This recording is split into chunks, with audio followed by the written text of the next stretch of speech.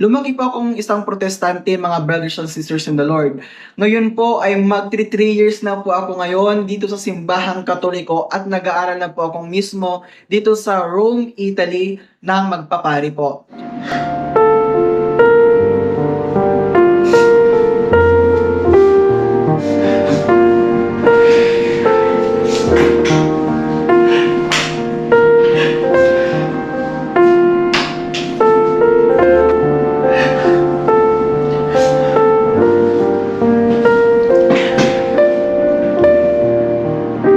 Or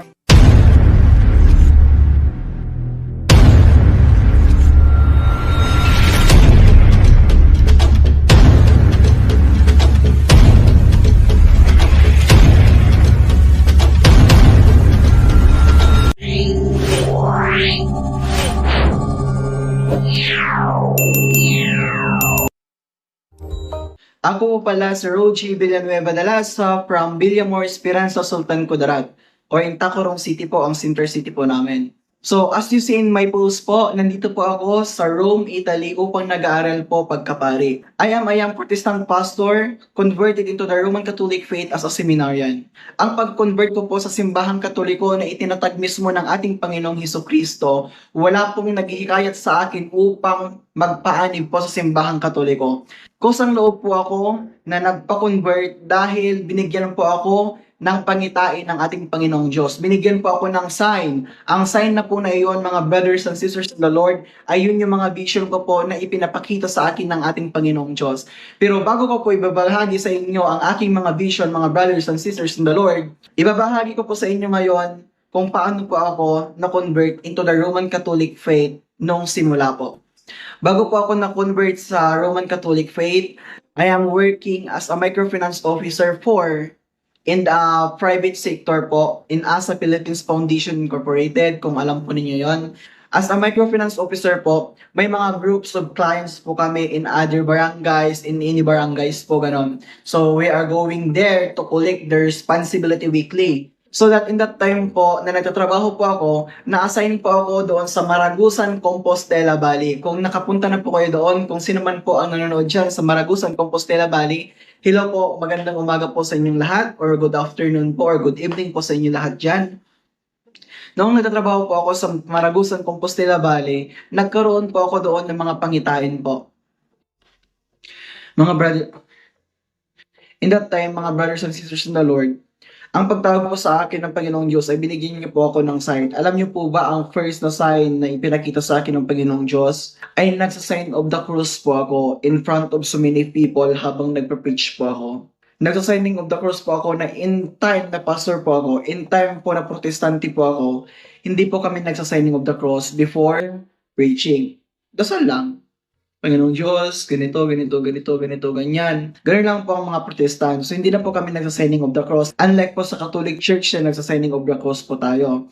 So, araw-araw po yun, mga brothers and sisters of the Lord. 1 week po siya na dire-diretso po ang aking vision. So, hindi ko po oras-oras na nakikita yung sarili ko. Kumbaga, mag-flash na lang siya bigla in that time. Mag-flash na lang siya bigla na nakikita ko yung sarili ko na nakasuot po ako ng sotana, white, violet, verde, kasi, mga brothers and sisters in the Lord, ang mga pastor po hindi po nagsusuot ng sotana. Doon ko naisip, mga brothers and sisters in the Lord, na bakit ko nakikita yung sarili ko na nakasuot ng mga damit pang pare. In that time po, binabaliwala ko lang po yun. Binabaliwala ko lang po yun kasi nga, syempre, nakafocus po ako sa trabaho ko. Binabaliwala ko lang po. Pagkakinabukasan na naman po, brothers and sisters in the Lord, nakita ko naman po ang aking sarili while na nagtutok po ako sa mga client na dinidiscuss ko po ang mga product and services po namin. In that time po, nakita ko po yung sarili ko na nagbibinyag po ako ng mga bata sa kasal at nagtuturo po ako ng katikisim sa mga bata at sa mga matatanda po in other countries. Kumbaga, ang puputi po ng mga tao, mga bata na hindi ko naiintindihan yung mga salita po nila. So kung English po yun, mga brothers and sisters in the Lord, naiintindihan ko po, pero hindi ko po naiintindihan yung mga bata, yung mga matatanda na mga tinuturuan ko. In that time po, brothers and sisters in the Lord, binabaliwala ko lang po yung pangitain na yun sa buhay ko kasi nga, I am a pastor. Bakit ko naman iisipin na, magkakatolik ako? magtuturo ako, magpapare ako, mag-aaral ako? Paano? Napaka-imposible dahil mahirap lang po kami. Napaka-imposible po na mag-aaral po ako ng pare kasi nga po, hindi po ako laki na Katoliko. Laki po ako na protestante po. In the 24 years po na protestante po ako, 3 years pa lang po ako, magti 3 years pa lamang po ako na converted pastor into the Roman Catholic faith. Magti 3 years pa lamang po ako dahil bininyagan po ako, or mamaya ko na po sasabihin. In that time po, brothers and sisters in the Lord, hindi ko po yun siya iniisip. Hindi, kumbaga binabaliwala ko lang po yung mga pangitain na yun sa buhay ko. Kasi nga po, napaka-imposible talaga sa buhay ko na bakit ako nakasuot ng sotana? Bakit ako nagpe-preach? Or bakit ako nagsasign ng of the cross? Protestante po ako. In that time po, brothers and sisters in the Lord, sa Maragusan, Compostela Valley, pag uwi ko po galing sa grupo na po na yun, may nagharang po sa akin na dalawang lalaki, tinangay po ang aking pera. Tinangay po or hinold up po ako sa madaling salita. Alam niyo po ba, nanginginig po talaga ako sa takot. Pero yung lalaki na po na yun na bata, yung pagtutok sa akin ng baril, parang nanginginig po siya na gano'n, no? Ganun po yung ano po, yung nanginginig po yung kamay niya na tumututok po sa akin. Pero in that time po, yung kasama po niya, kinuha niya po yung bag ko, yung mga book ko po sa trabaho, tapos yung motor ko po, kinuha po. Pero ako po, nakaganon lang po. Sabi niya, taas mo ang kamay, nakaganon lang ako. Nakaganon. Kumbaga, na-black out ako na, Mamma mia, kakamatay ko na yata po ito. Sabi ko ganon sa buhay ko. Umiiyak po talaga ako in that time, mga brothers and sisters in the Lord, dahil hindi ko akalain na itututok sa akin yung baril na yun. What if pinutok po sa akin yon, di ba? Sobrang kaba ko po yun talaga, mga brothers and sisters. Nanginginig po talaga ako sa takot, nanginginig po yung tuhod ko na nung pinataas po ang aking mga kamay, mga brothers and sisters in the Lord, talagang talikod ka, talikod. Sabi niya po niya gano'n, ala, tumalikod po talaga ako na parang nayuko na po ako napayuko na po ako sa kalye na nanginginig po talaga ako sa takot. Tapos sabi niya, huwag kang lilingon, kumbaga ipuputok ko to sa'yo. Sabi niya gano'n. Pero yung ano na po, yung Tagalog po niya, parang hindi po siya normal na Tagalog po. Parang may halo po yung salita nila. Parang hindi po siya taga doon. Or kung kinuha po yung motor ko, itinapon po sa may bangin. Pero yung motor na po na yon, hindi po siya mismo natapon sa may bangin. Kumbaga, in that time po, mga brothers and sisters in the Lord, talagang pinahubad po talaga ako. Wala po talaga akong brief in that time na talagang hubad na po ako talaga, mga brothers and sisters in the Lord. Kasi nga sabi niya, hubad ka, ilabas mo lahat ng pera mo, ilabas mo, imposible na wala kang pera. Sabi po niya yun. Kasi nga po, galing po ako sa grupo na po na yun, na nakakolect po ako at nakapag-discuss ng mga products and services po namin doon. So sabi niya, hubad ka, kung hindi ka buhubad, sabi niya gano'n, kapkapan kita, kumbaga kinapkapan po niya ako, kumbaga talagang pinahubad niya talaga ako, mga brothers and sisters in the Lord. Alam niyo po, may dumaan doon na truck na nagde-deliver ng repolyo, tapos kamote po. Anong sabi niya? Sir, bakit ka hubad? Tulungan niyo po ako kasi may nag-hold up po sa akin, may mga dalawang lalaki po doon. Sabi ng lalaki na po na yun, yung ba yung parang ang bilis-bilis na patakbo ng motor, sabi niya ganon.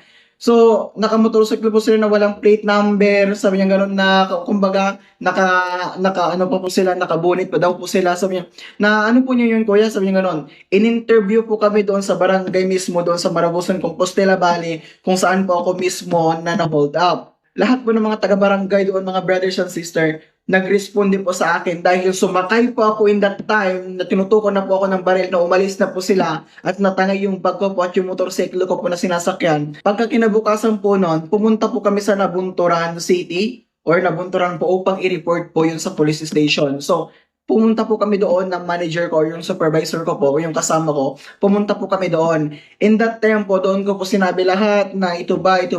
In that time po pala, mga brothers and sisters in the Lord, doon po pala yung area na na-hold upan po, na nakakarnapan ng mga motorsiklo po.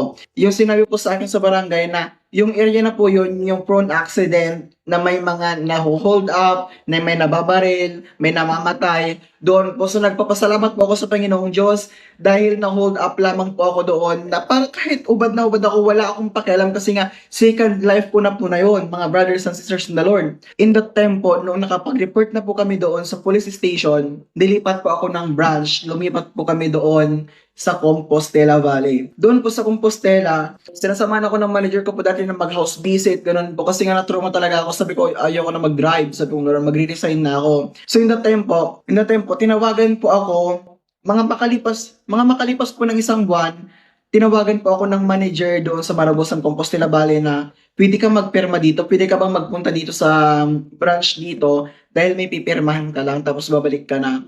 Ako naman po, pumunta po ako doon. Pagkakinabukasan po noon na pag house visit po namin, pumunta po ako doon na nag-shortcut po ako kasi nga sabi ng tinanungan ko, pwede ka mag-shortcut dito papunta doon sa Marabosan Compostela Valley kasi nga po dito, 1 hour lang, 1 hour and 20 minutes, makakarating ka na. Sabi niya, kung diyan ka dadaan, mga 2 hours ka pa bago ka makarating. Sabi po niya ganun, mga brother. Pumunta po ako doon, dumaan po ako doon. In that time po, brother, noong 30 minutes na po noon, nung kumbaga nasa kalagitnaan na po ako noon, nakita ko na po yung mga fogs. May mga fogs na po talaga na kumbaga, fogs na po siya. Kasi nga, sobrang taas po yun siya, mga bundok na po yun siya.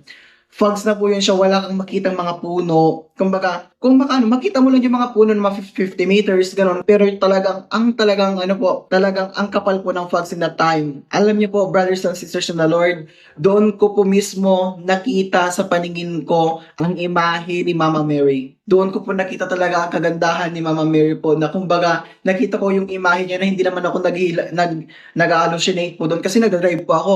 Nakita ko po ang kagandahan ni Mama Mary po na parang nakita ko sa fogs na nag-shape na Mama Mary po. So, in that time po, naisip ko po na parang gusto kong bumalik sa branch. Parang naisip ko na po talaga na babalik sa branch kasi nga po, parang hindi ko na makita yung daan eh. Hindi ko na makita yung daan na kung magliko ba ako or talagang mag-straight, magliko ba ako, ganon. So, mag-ano na lang po ako, babalik na lang po ako sa branch in that time yung naisip ko dahil in that time po kasi, gusto ko nang bumalik. Talagang pinipilit ako ng sarili ko na babalik na ako.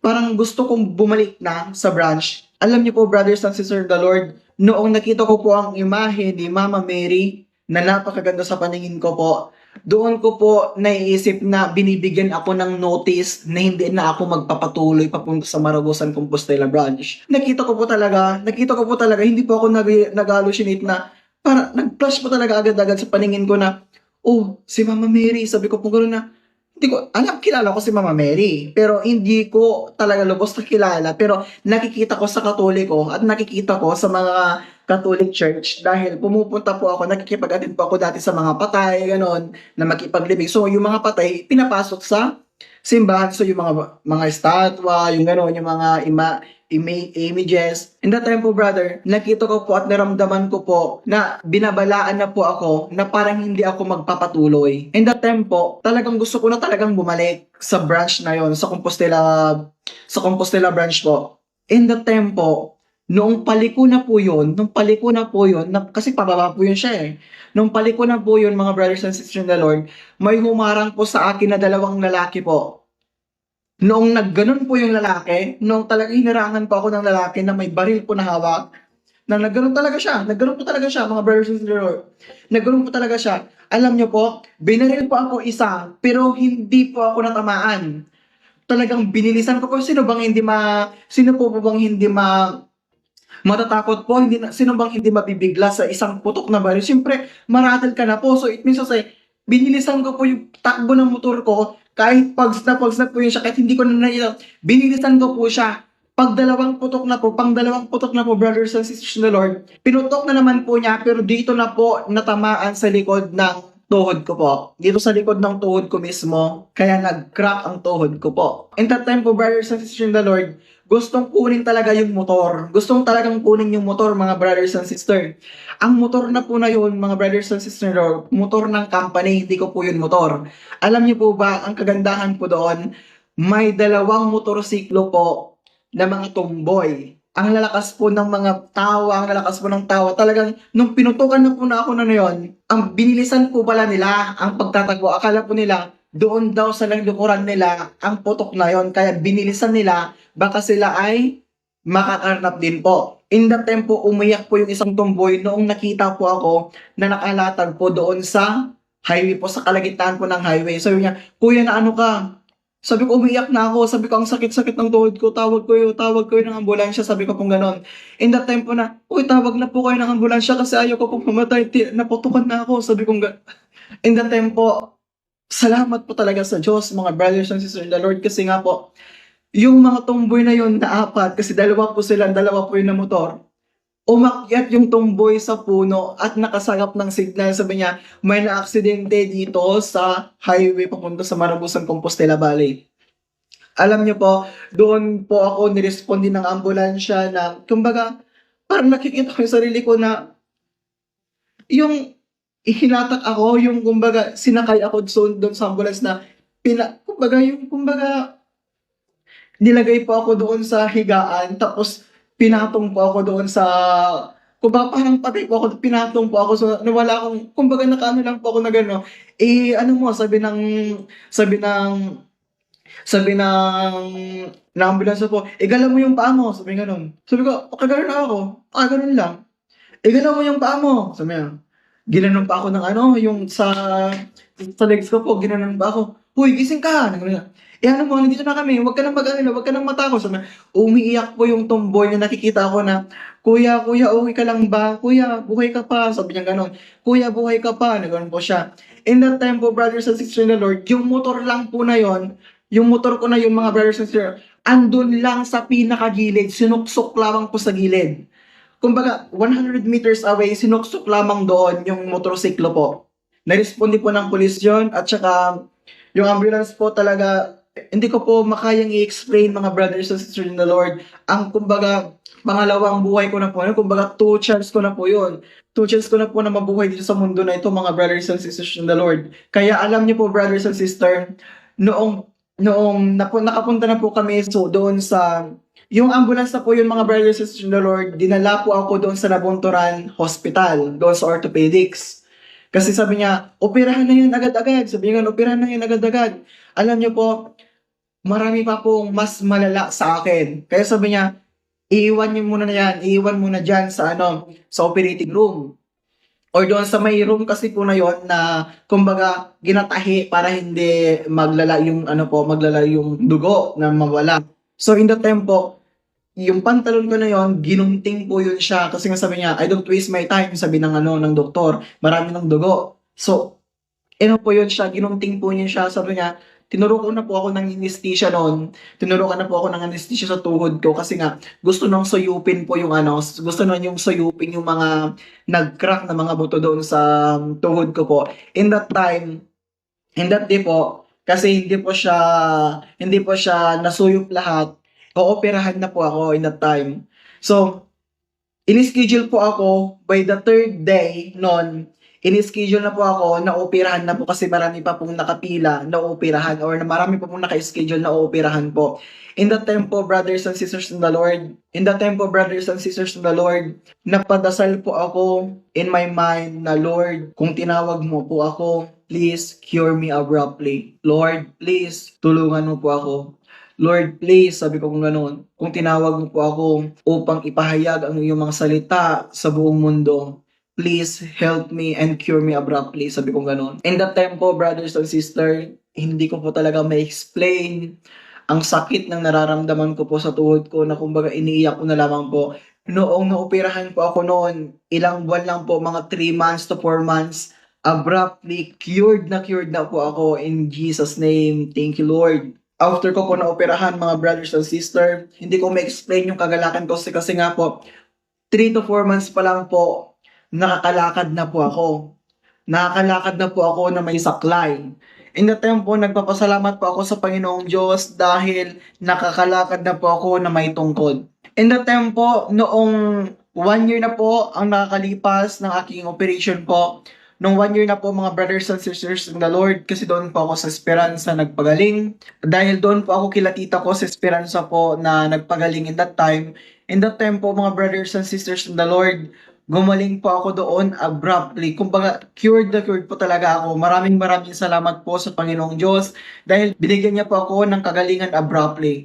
At ang pinakamalupit doon, mga brothers and sisters in the Lord, noong fully recovered na po ako, mga brothers, nag-apply po ako sa Tacurong City sa Imperial. Doon po ako nagtrabaho as account officer po. So, alam niyo po, brothers and sisters, noong nagtatrabaho po ako doon sa Tacurong City, doon na din po ako lumapit sa Paris Bridge. Tinawagan ko po si Brother Noel Noe kasi nakita ko yung may friends po ako doon na sabi niya, uy, may converted pastor, kilala mo ba si Brother Noe? Sikat yon, sabi niya gano'n. Sikat yun sa Katoliko, kilala ko yun, sabi ng naging ninong ko. So, tinawagan po namin yun, tinawagan ni ninong ko si Ninong Noe na sabi niya may tao, may ganito, ganito, sabi niya pong gano'n. So, tinawagan ko si Brother Noe that time na ako po ay isang young Protestant pastor na nagpa-preach na po ako. So, pinakita ko po yung video sa kanya. So, ipapakita ko po din po dito yung video ko dati at yung mga pictures ko po noong young Protestant pastor po ako.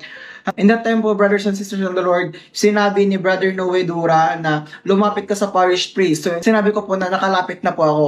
So, naging kinausap ko po yung parish priest na na ma-convert po ako sa Roman Catholic faith. At doon na po ako, mga brothers and sisters of the Lord, na binigyan ako ng right catechism po ng naging sister ninang ko. Si yung sister na yon na nagkatikis po sa akin, na nagturo po sa katikis po sa akin, naging ninang ko po sila. Dalawa po sila na nagturo sa akin, naging ninang ko po sila. At yung secretary po ng parish priest doon sa Tacurong City, naging ninang ko din po. At yung mismong parish priest, si Father Alin po, naging ninong ko din po sa pagkabinyag ko. Alam niyo po ba, brothers and sisters in the Lord, noong October 31, 2020, I am proudly tell no, alam niyo po ba, brothers and sisters in the Lord, noong alam niyo po ba, brothers and sisters in the Lord, noong October 31, 2020, I am proudly to tell you that I am a converted na po. I received the sacrament of baptism in that day. Ito po ang aking picture noong na-convert na po ako at nabinyagan po ako sa simbahang Katoliko na itinatag mismo ng ating Panginoong Diyos. So ito po mga brothers and sisters in the Lord, ang certificate ko na nabaptize na po ako sa Roman Catholic Church. I am proudly to tell you and announce you that I am baptized na po sa Roman Catholic faith noong October 31, 2020. So ito po yung mga naging picture ko po. So ayan si Father Kent ang nag-ano po sa akin, ang nagbigay po sa akin or nagbinyag po sa akin. Ayan po ang pictures po namin kung makikita po ninyo. Ayan po yung naging present ninang ko, yung mga nag-attend po ng mga ninang ko kasi nga po yung mga ninong at ninang ko po sa pagkabinyag, nandun pa po sila sa ibang bansa. So hindi po sila nakapag-attend. So ayan po. So ito din po yung mga ayan. Ayan po.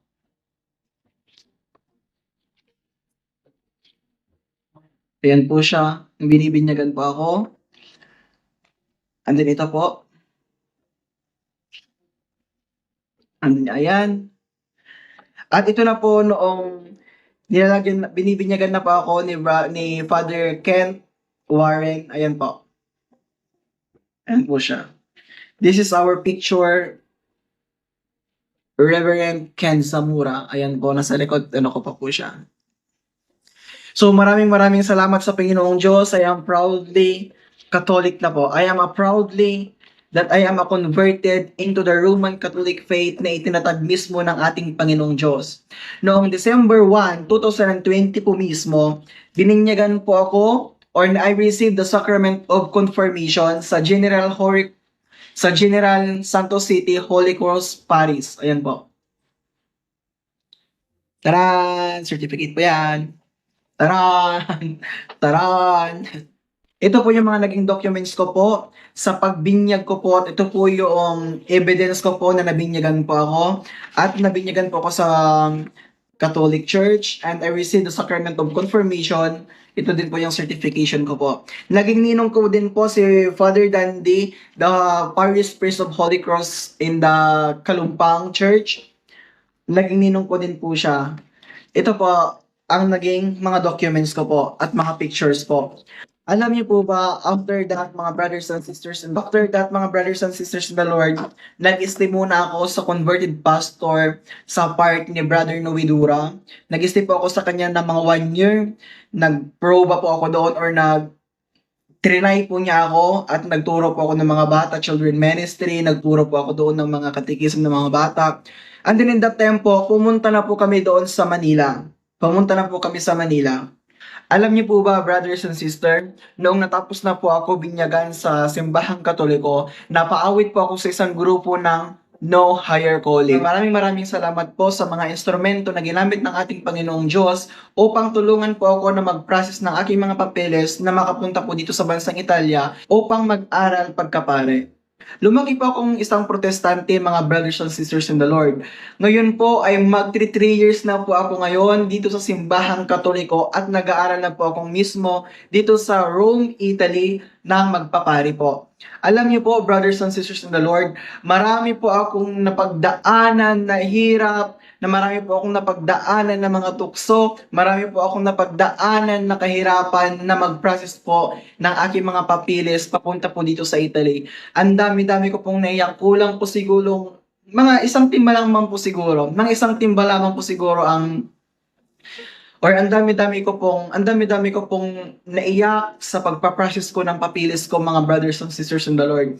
Alam niyo po, ang dami-daming nagsasabi sa akin na mga fake daw po lahat ng mga papilis ko. Yung plane ticket ko po, yung invitation letter ko from here in Italy, yung passport ko, yung Italian visa ko po, lahat po yun is fake ang sinasabi po nila. Umiiyak po ako dati dahil sabi ko, paano naging fake ito? Nagpa-process naman po tayo, Ninong. Sabi ko kung gano'n. Paano naging fake ang mga papeles ko? Paano naging fake ang mga endorsement na galing sa obispo na sinasabi ng mga ibang tao?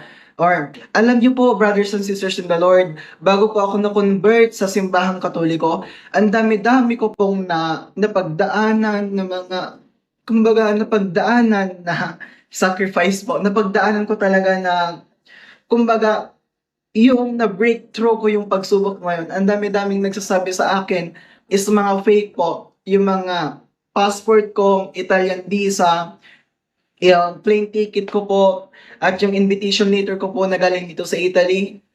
Sinabi po dati, is fake po. Lahat po ay fake. Sabi niya ganun.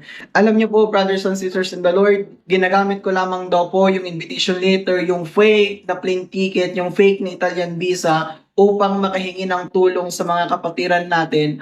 Kalooban ko na sinabi po na fake lahat po ng pinaghirapan naming mga papeles. Yung mga papeles po, yung mga like yung mga apostolic nuncio, certification, yung mga bishop recommendation, parish priest recommendation, ang sakit-sakit po talaga ng kaloob.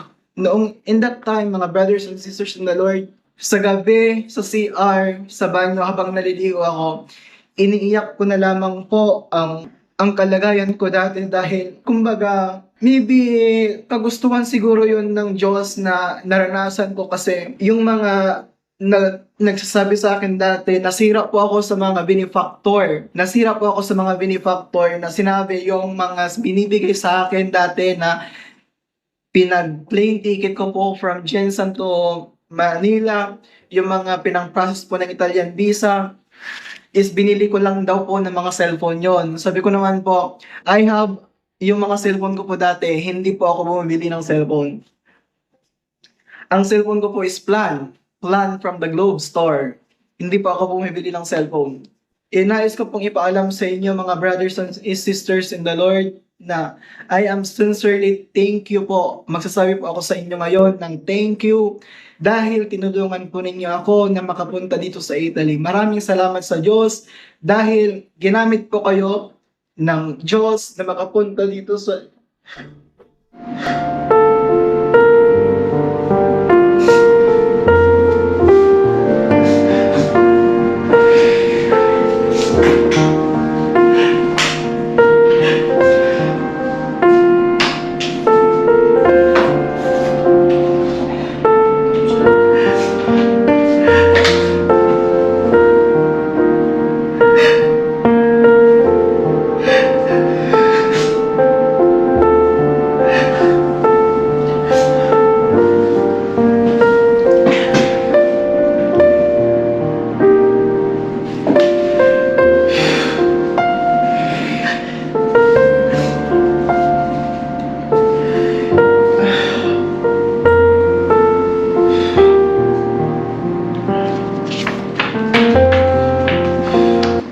Alam niyo po, brothers and sisters in the Lord, na lahat po ng tumulong sa akin, maraming salamat po sa mga nagtiwala po sa akin na nakapunta po dito sa Italy. Sabi, Dahil in that time na dahil in that time po na nagpa-process po ako ng papeles, sa kalagitnaan po ng pagpunta ko sa Italian Embassy or the Italian Consulate po or sa Consulate Italian po doon sa McKinley, doon ko po naramdaman talaga yung ihirap na nag-process po ako dahil kulang na kulang po ako doon sa pag-process po ng aking papeles. Maraming salamat po kay Tita Meg kasi nga binigyan po niya ako ng pang-process ng Italian visa and din ng Merna sa Canada.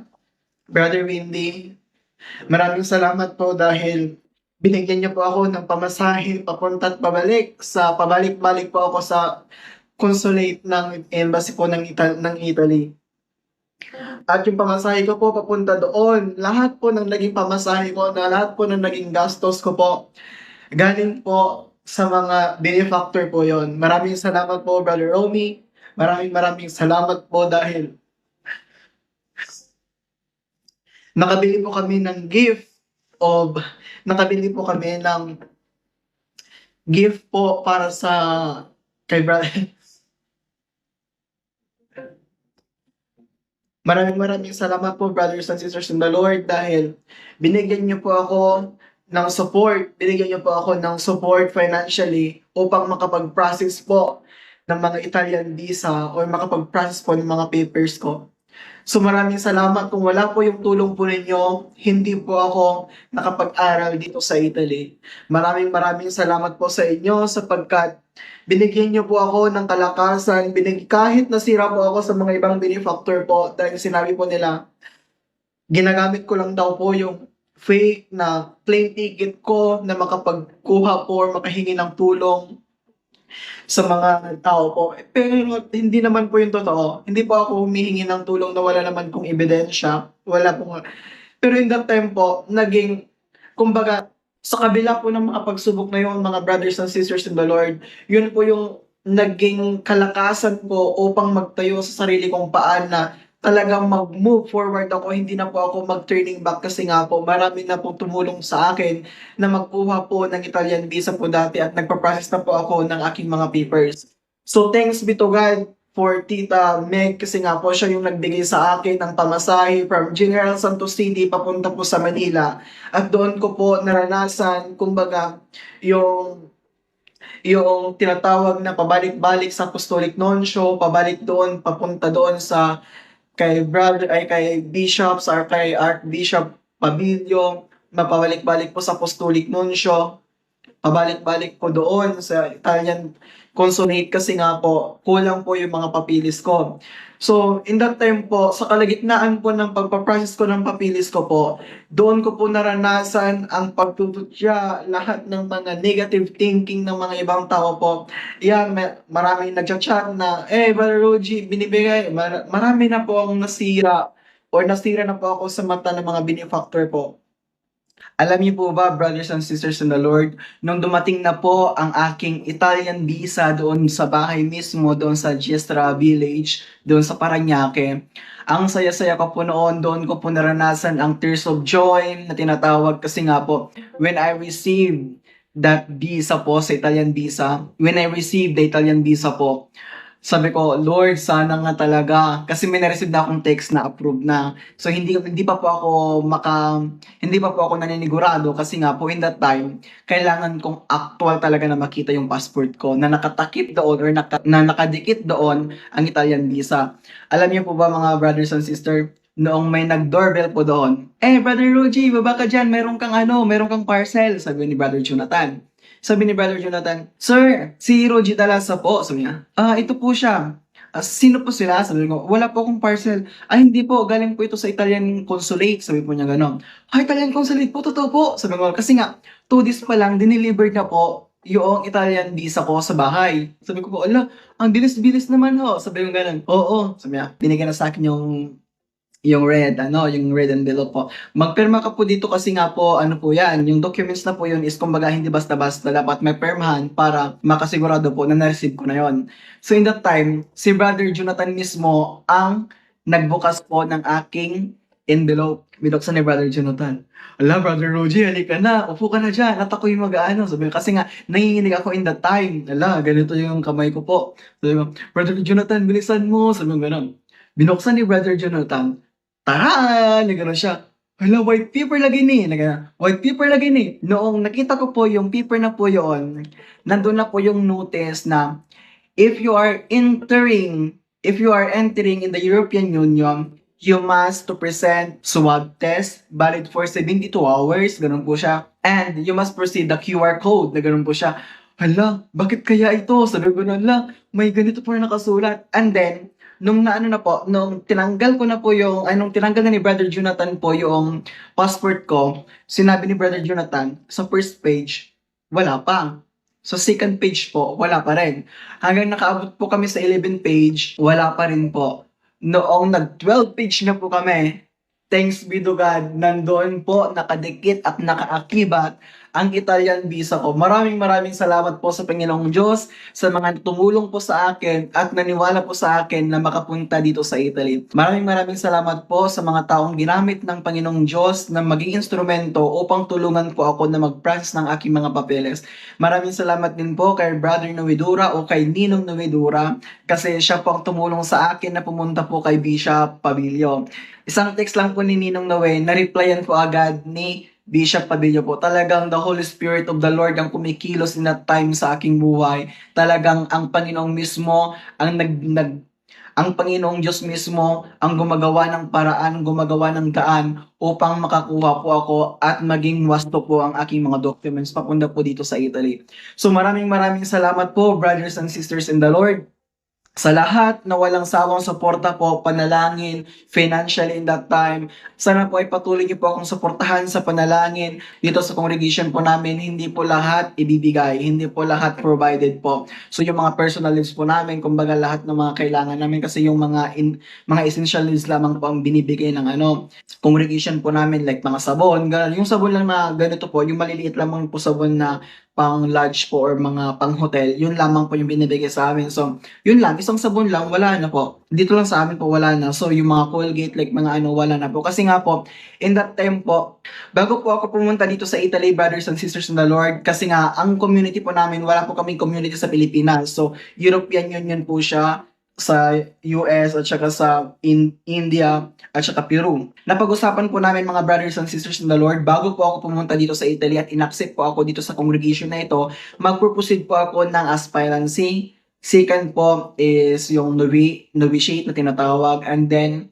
mag-decision na po sa theology kasi natapos na po ako ng pag-aaral sa Pilipinas. So, in that time po, brothers and sisters in the Lord, napag-usapan po namin sa aming congregation ngayon, sa kasalukuyang congregation na if you are going here in Italy, you must provide your own plane ticket. Bakit po?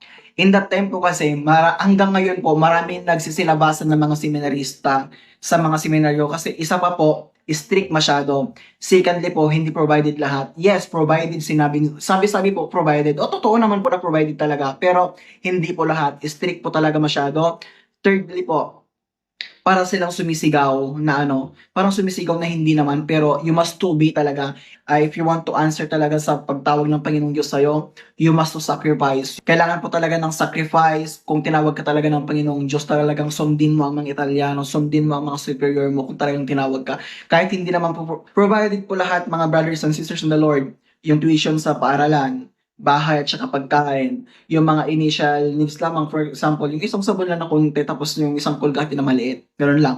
Yun lang, wala na. And then next month, wala na po. Kaya brothers and sisters in the Lord, ako yung humihingi ng tulong po sa inyo sa pamamagitan ng panalangin. Ang tanging maibabalik ko lamang po sa inyo ay ipanalangin ko po kayo, mga brothers and sisters in the Lord. Maraming salamat po mga brothers and sisters in the Lord, lalong-lalo na po sa mga ginamit ng Panginoong Diyos na bilang isang instrumento na tulungan po ako. Tita Meg, Brother Wendy, Brother Romy, marami po kayo, hindi ko na po kayo isa-isahin. Sobrang maraming salamat po at pinapanalangin ko po kayo araw-araw. Dinadasal ko po kayo at sinasama po kayo sa personal devotion ko po araw-araw. Wala pong hanggang pasasalamat mga brothers and sisters in the Lord.